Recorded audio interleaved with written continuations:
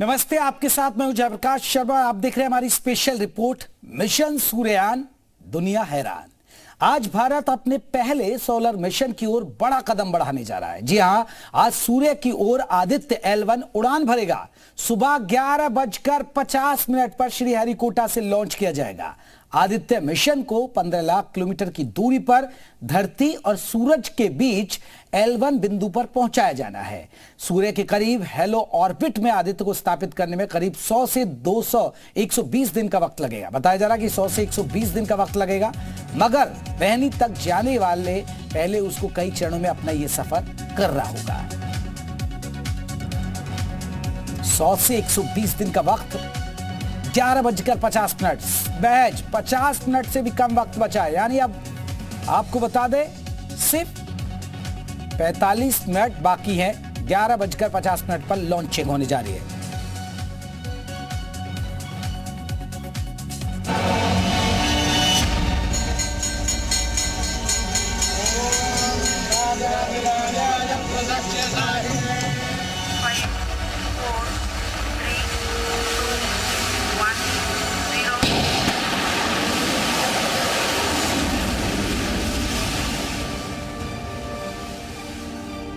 तेईस अगस्त को भारत ने चांद के दक्षिणी ध्रुव पर उतरकर इतिहास रच दिया था।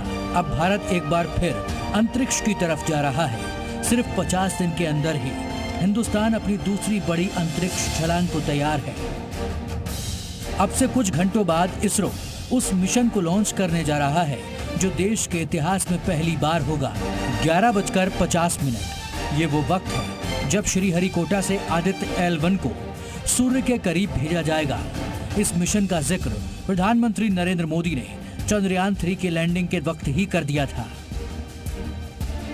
भविष्य के लिए कई बड़े और महत्वाकांक्षी लक्ष्य तय किए हैं। जल्द ही सूर्य के विस्तृत अध्ययन के लिए ISRO Aditya L1 mission launch करने जा रहा है। खास बात यह है कि श्रीहरिकोटा के जिस लॉन्च पैड से चंद्रयान 3 ने चांद पर कदम रखा था, उसी लॉन्च पैड से इस सोलर मिशन का आगाज होगा।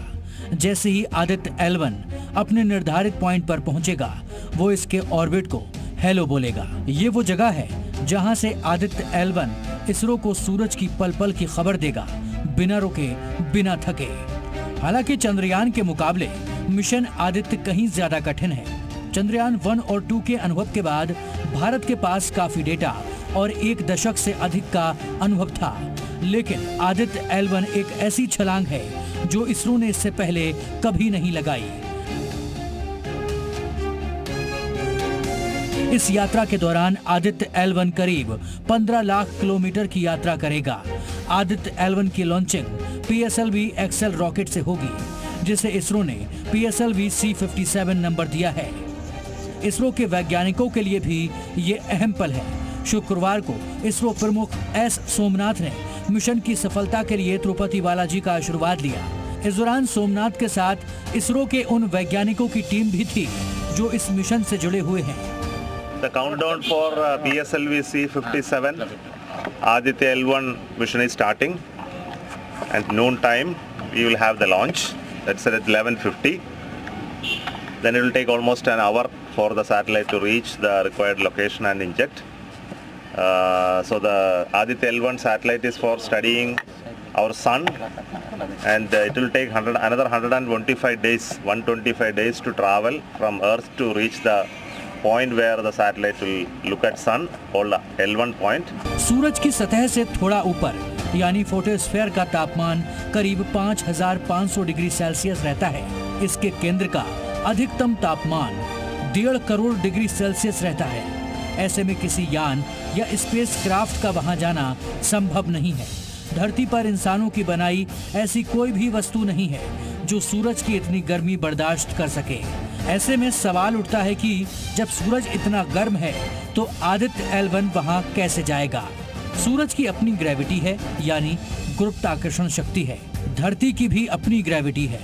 अंतरिक्ष में जहां पर इन दोनों की ग्रेविटी आपस में टकराती है, या यूं कहें कि जहां पर धरती और सूर्य की ग्रेविटी बराबर रहती है, इसी पॉइंट को लैग्रेंज पॉइंट कहते हैं। धरती और सूरज के बीच ऐसे 5 लैग्रेंज पॉइंट चिन्हित किए गए हैं। भारत का सूर्ययान लैग्रेंज पॉइंट 1 यानी L1 पर जाकर रिसर्च करेगा, लेकिन L1 पॉइंट पर पहुंचना इतना आसान नहीं है। सूर्य के करीब हेलो ऑर्बिट में आदित्य को स्थापित करने में करीब 100 से 120 दिन का वक्त लगेगा, जो वो कई चरणों में पूरा करेगा। इसका कुछ रास्ता तो चंद्रयान 3 जैसा ही होगा, यानी लॉन्चिंग के बाद इसे सबसे पहले धरती की नजदीकी कक्षा में स्थापित किया जाएगा। उसके बाद स्टेप बाय स्टेप उसकी कक्षा का दायरा बढ़ाया जाएगा। फिर आदित्य अपने प्रोपल्शन के साथ सूर्य के हेलो ऑर्बिट के लिए यात्रा शुरू करेगा। ये सबसे मुश्किल फेज है, क्योंकि इसमें बहुत सटीक तरीके से ऑर्बिट तक कलाबाजी लगाकर सूर्य की निर्धारित कक्षा में पहुंचाया जाना है। अब एक और सवाल है जो लोगों के दिमाग में बार बार आ रहा है, वो ये कि आखिर इस मिशन का मतलब क्या है। तो आपको बता दें, आदित्य L1 का मकसद सूर्य की किरणों का अध्ययन करना है, कोरोना से निकलने वाली गर्मी और गर्म हवाओं की स्टडी करना है। इसरो इस मिशन की मदद से सौर वायुमंडल का तापमान अध्ययन करेगा। आदित्य L1 सौर तूफानों के आने की वजह, सौर लहरों और उनका धरती के वायुमंडल पर क्या असर होता है, इसका भी पता लगाएगा। सूर्य से एक तो बहुत सारे पार्टिकल्स हमारी तरफ आते हैं। ना केवल सूर्य से, अंतरिक्ष से चारों दिशाओं से हमारी तरफ पार्टिकल्स आते हैं, हाईली एनर्जेटिक पार्टिकल्स। इस फेनोमेना को समझने के लिए हमें मैग्नेटिक फील्ड्स स्पेस में क्या हैं, और जो स्पेस में एनर्जेटिक रेज आ रही हैं सन से या फ्रॉम एल्सवेयर इन स्पेस, वो हमें उन्हें समझना है। तो मिशन आदित्य L1 को इसरो का इस ट्रैक तो ट्रैक करेगा ही, साथ ही यूरोपीय स्पेस एजेंसी की सैटेलाइट ट्रैकिंग सेंटर भी ट्रैक करेंगे। आदित्य के लॉन्च होने के साथ ही भारत का इसरो दुनिया की उन चुनिंदा अंतरिक्ष एजेंसियों में शामिल हो जाएगा जिन्होंने अब तक सौर अध्ययन मिशन लॉन्च किए हैं, जिनमें अमेरिका के नासा, यूरोपीय ESA के अलावा जापान और चीन के अंतरिक्ष मिशन शामिल हैं। इसरो एक बार फिर इतिहास रचने वाला है, जिसे लेकर हर कोई उत्साहित है।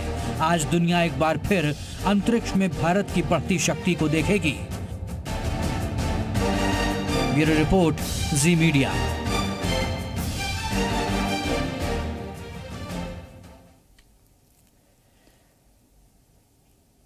तो हमने आपको इस रिपोर्ट के जरिए पूरी बातें समझाई कि आखिरकार क्या फायदा है आदित्य L1 को लॉन्च करने के बाद, क्या फायदा मिलेगा और कहां ये कक्ष, क्योंकि देखिए सूरज पर तो आप जानते हैं कि किस तरह की तपिश रहती है, सूरज पर जाएंगे तो जल जाएंगे, लेकिन कहां, क्योंकि पृथ्वी और सूरज के बीच में इस पे स्थापित किया जाएगा।